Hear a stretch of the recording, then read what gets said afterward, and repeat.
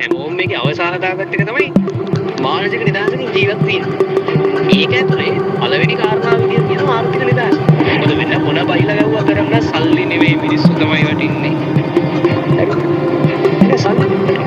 වෙන ඔය කොච්චර ඩෝක් දුන්නත් අන්තිමට මිනිස්සු පොඩි වෙලාවදී ඔක්කොම නැති කරලා අරගෙන මිනිස්සු ගියාගත්තේ එකපාරේ පස්සේ මිනිස්සු පොඩි දෙයකදී අනිත් පැත්තට තරහ වෙලා. ඒ නිසා සල්ලි වලින් ඔක්කොම කරන්න බෑ.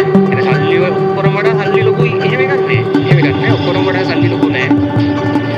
මිනිස්සු වටිනවා, මනුස්සකම් වටිනවා, ඒවා තියෙනවා. හැබැයි අන්තිමට කිසිදෙයකට ගෙවන්න ගියාම ප්‍රශ්නයක් වුණාම මිනිස්සුන්ගෙන් ගෙවන්න බෑ. ඒ නිසා පළවෙනි කාරණා ඔයාගේ මානසික නිදහස හදා ගන්න නම් කලින් ආර්ථික නිදහස